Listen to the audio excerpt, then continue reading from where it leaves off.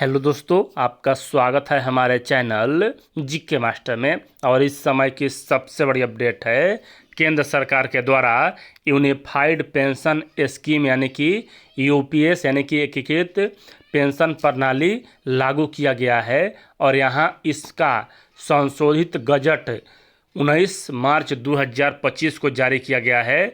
और इसमें उन सभी तमाम आपके जो मन में कन्फ्यूजन है वह सब कुछ इसमें दूर कर दिया गया है।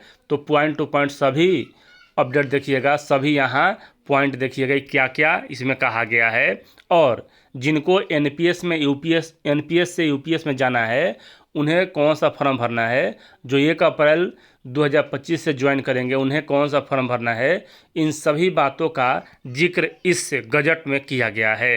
तो चलिए देरी ना करते हुए आपको पॉइंट टू पॉइंट अपडेट बताते हैं। इससे पहले अगर चैनल पर नए हैं तो चैनल को सब्सक्राइब और लाइक कर लीजिएगा सबसे पहले अपडेट जानने के लिए। देख लीजिए, हाँ, भारत का राजपत्र और यहाँ असाधारण अंक और कब यह प्रकाशित किया गया है तो नई दिल्ली बुधवार 19 मार्च 2025 से। पेंशन निधि विनियामक और विकास प्राधिकरण अधिसूचना नई दिल्ली 19 मार्च 2025। पेंशन निधि विनियामक और विकास प्राधिकरण राष्ट्रीय पेंशन प्रणाली यानी कि एनपीएस के तहत एकीकृत पेंशन योजना का संचालन विनिमय 2025 यानी कि जो एनपीएस में है वह यूपीएस में जा सकते हैं। यहाँ देख लीजिए, पेंशन निधि विनियामक और विकास प्राधिकरण अधिनियम 2013 की धारा इतना के तहत प्रदत्त शक्तियों का प्रयोग करते हुए पेंशन निधि विनियामक और विकास प्राधिकरण द्वारा निम्नलिखित विनियम बनाए जाते हैं ताकि केंद्र सरकार द्वारा राष्ट्रीय पेंशन प्रणाली एनपीएस के अंतर्गत शामिल किए गए केंद्र सरकार के कर्मचारियों के लिए एक विकल्प के रूप में प्रस्तुत की गई एकीकृत पेंशन योजना यानी कि यूपीएस को संचालित किया जा सके। यानी कि यहाँ जो कर्मचारी यानी जो सरकारी कर्मचारी एनपीएस के तहत हैं उन्हें यूपीएस में ट्रांसफ़र कर दिया जाएगा। और यहाँ जब केंद्र सरकार के द्वारा यूपीएस लागू कर दिया जाएगा मतलब 1 अप्रैल 2025 से, तो बिहार के राज्य सरकार के द्वारा भी यहाँ लागू कर दिया जाएगा। और यहाँ सबसे बड़ी बात है कि कुछ राज्य हैं जो लागू नहीं कर सकते हैं, जो गैर केंद्र से मतलब कि यहाँ है कि राज्यों पर छोड़ दिया गया है कि वह इसे लागू करें या नहीं करें, लेकिन यहाँ सभी राज्य लगभग लागू करेंगे ही।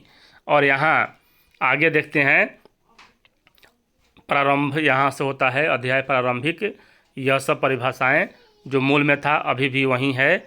और आगे यहाँ देख सकते हैं योजना अध्याय प्रयोजन, यहाँ देख सकते हैं कि एकीकृत पेंशन प्रणाली की प्रयोज्यता। एकीकृत पेंशन प्रणाली के अंतर्गत लाभ प्राप्त करने का विकल्प केंद्र सरकार के निम्नलिखित श्रेणी कर्मचारियों के लिए उपलब्ध होगा। यानी कि जो यहाँ दिया हुआ है जितने भी केंद्र सरकार के कर्मचारी हैं सभी वह इस मतलब कि यूपीएस का लाभ ले सकेंगे। एक में कहा जा रहा है कि दिनांक 1 अप्रैल 2025 तक मौजूदा केंद्र सरकार के कर्मचारी जो अधिनियम की धारा 20 की उपधारा 1 के अनुसार राष्ट्रीय पेंशन प्रणाली के अंतर्गत शामिल हैं वह अब लाभ लेंगे। 2 में केंद्र सरकार की सेवाओं में दिनांक 1 अप्रैल 2025 या उसके बाद शामिल नए भर्ती में हुए कार्मिक भी इसमें शामिल होंगे। कोई केंद्रीय सरकारी कर्मचारी जो एनपीएस के अंतर्गत शामिल किया गया था और जो दिनांक 31 मार्च 2025 या उससे पहले अधिवार्षिकता प्राप्त कर चुका है या स्वैच्छिक सेवानिवृत्ति ले चुका है या मौलिक नियम 56 के तहत सेवानिवृत्त हुआ है, अधिनियम के तहत यहाँ शासित के रूप में नहीं मानी जाती है, या यह सब आप देख सकते हैं। उसके बाद यहाँ कहा जाएगा यूपीएस के अंतर्गत शामिल किए जाने के लिए पात्र कर्मचारी द्वारा निम्नलिखित विकल्प का चयन किया जाएगा। सबसे पहला है कि 1 अप्रैल 2025 से 3 महीने के भीतर या केंद्र सरकार द्वारा यदि किसी विस्तारित समय सीमा की अनुमति दी जाती है तो उसके भीतर उपनियम 1 के खंड 1 और खंड 3 के तहत वर्णित व्यक्ति के संबंध में और उपनियम यहाँ खंड यहाँ के तहत केंद्र सरकार के सेवाओं में शामिल होने की तारीख के 30 दिनों के भीतर यहाँ विस्तारित समय सीमा की अनुमति दी जाएगी। तो भीतर यहाँ एक बार चुना गया विकल्प अंतिम रूप से अपरिवर्तनीय होगा। यानी कि आप यहाँ एनपीएस से यूपीएस एक बार चुन लेंगे तो रिवर्स गियर नहीं लगेगा, आप उसी में रह जाएंगे, उससे वापस नहीं आएंगे। यहाँ आपके मन में एक प्रश्न उठता होगा कि एनपीएस का राशि क्या होगा। तो एनपीएस का राशि आपको डायरेक्ट ट्रांसफ़र कर दिया जाएगा यूपीएस में ब्याज सहित। अब देखिए यहाँ पंजीकरण यूपीएस के तहत विकल्प का चयन और नामांकन। यहाँ देख सकते हैं क में कौन सा अभ्यर्थी मतलब कि कर्मचारी इसमें शामिल हो सकता है। तो कोई केंद्रीय कर्मचारी जो 1 अप्रैल 2025 से को सेवा में कार्यरत है और एनपीएस से मतलब शामिल है, वह यूपीएस विकल्प के तहत नामांकन के लिए अनुसूची 1 के फॉर्म A2 में संक्षिप्त आहरण एवं संक्षिप्त अधिकारी डीडीओ को आवेदन प्रस्तुत करेगा, जो इस विनियम के अनुरूप होगा और इसमें वह शामिल हो जाएगा। उसके बाद यह सब देख सकते हैं आगे मुख्य पॉइंट देखते हैं इसमें, क्योंकि यह बहुत लंबा है और यहाँ 194 पेज का है। अंशदान व्यक्तिगत कार्पस यूपीएस अभिदाता का मासिक अंशदान उसके मूल वेतन जिसमें जहां लागू हो गैर प्रैक्टिसिंग भाता भी शामिल हो और महंगाई भाता 10% होगा। जिस यूपीएस अभिदाता के व्यक्तिगत प्राण यानी कि में जमा जिसे मतलब जमा किया जाएगा प्राण नंबर में, और यहाँ यूपीएस अभिदाता के मासिक अंशदान के बराबर केंद्र सरकार द्वारा यूपीएस अभिदाता के व्यक्तिगत प्राण में जमा करके मिलाई जाएगी। और यहाँ डीडीओ केंद्रीय कर्मचारी के वेतन में अंशदान की कटौती करेगा और यहाँ यूपीएस में भेजेगा।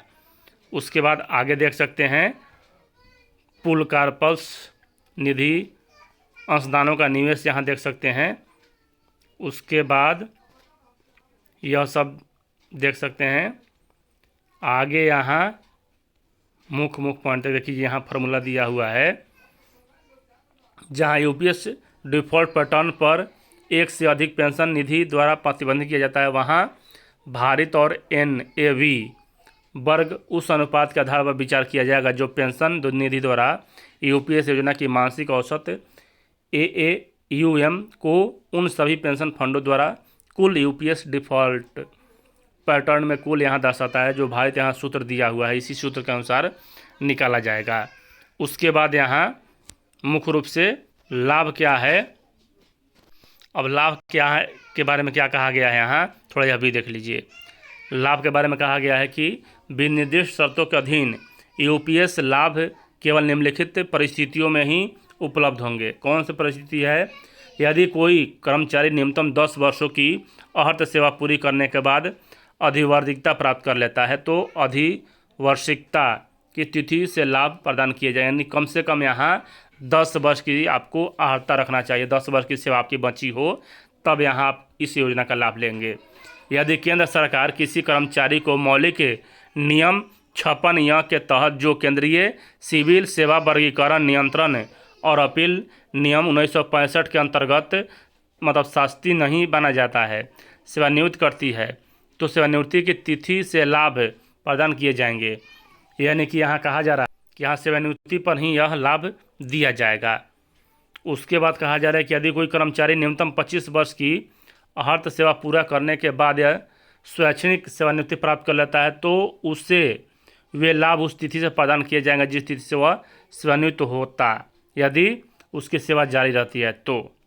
उसके बाद कहा जाए 2 में, यदि कोई यूपीएस अभिदाता भले ही वह एनपीएस के तहत यूपीएस विकल्प में नामांकित हो को सेवा से बर्खास्त किया जाता है, सेवा से निष्कासित किया जाता है या वह स्वयं इस्तीफा देता है तो ऐसी स्थिति में यूपीएस विकल्प लागू नहीं होगा।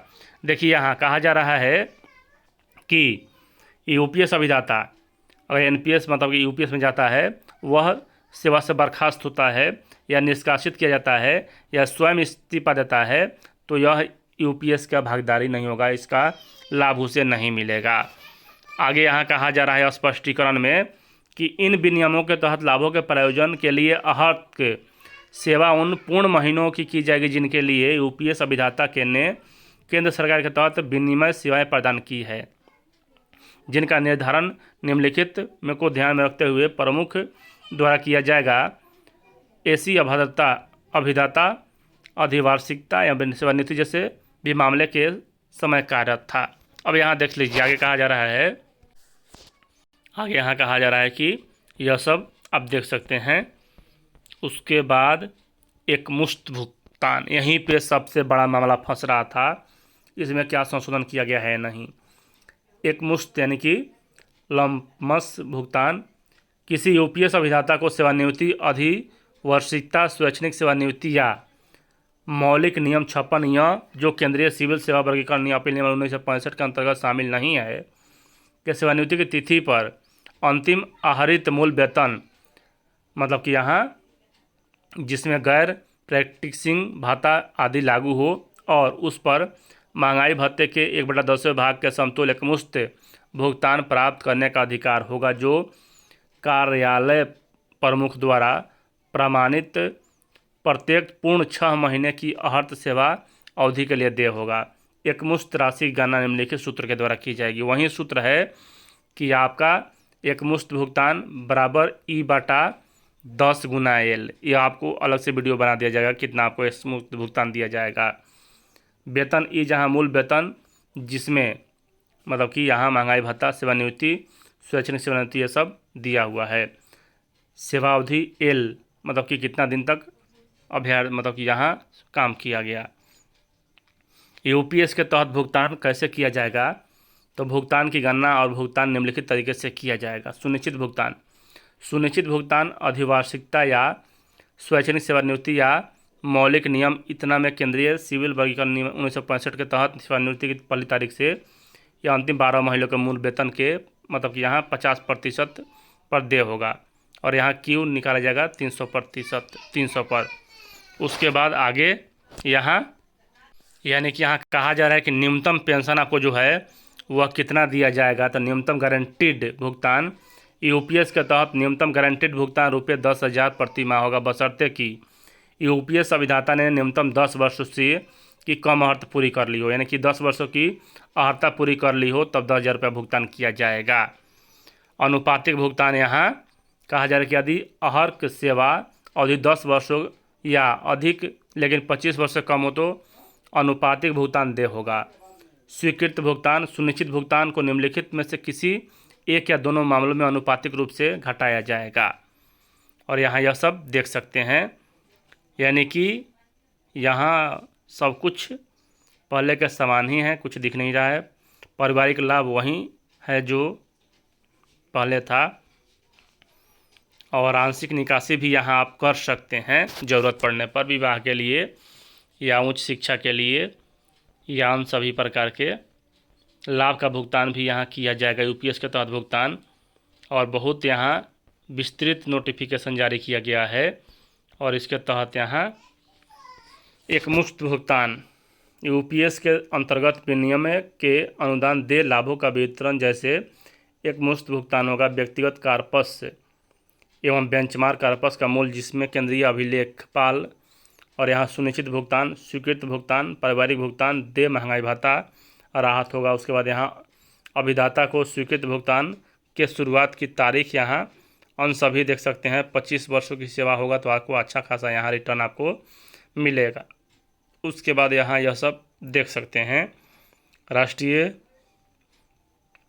यहाँ पेंशन प्रणाली कर्मचारी को भुगतान यहाँ दिया हुआ है कि जो एनपीएस से तहत आएंगे उनका कैसे भुगतान किया जाएगा। उसके बाद आगे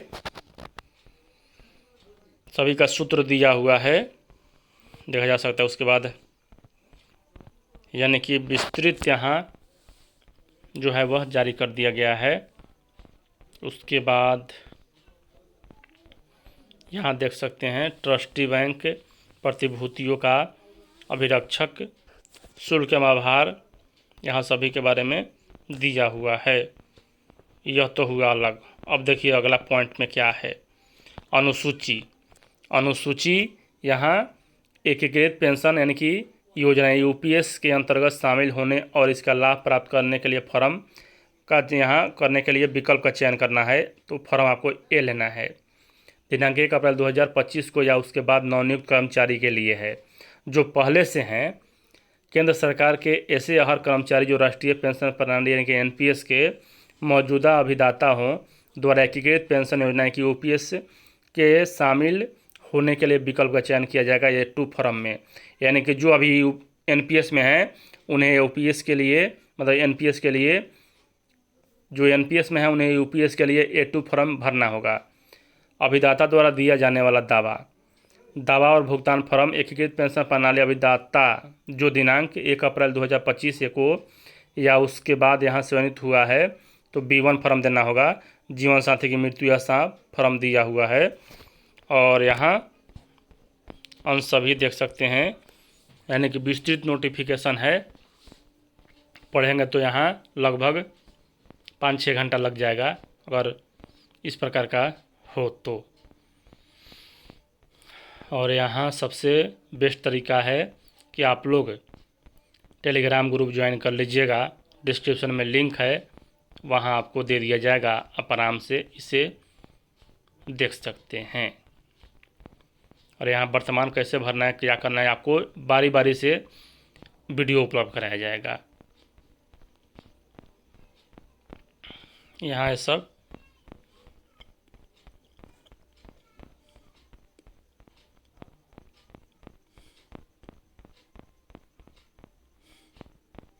सभी प्रकार के कर्मचारी के लिए अलग अलग दिया गया है और लास्ट में क्या दिया गया है वही सब कर्मचारी के लिए भरना। अच्छा, इसका इंग्लिश वर्जन दिया हुआ है इसलिए यहाँ इसे बड़ा बना दिया गया है। तो चलिए यहाँ नेक्स्ट पार्ट जल्द आएगा इस वीडियो का। वीडियो देखने के लिए धन्यवाद।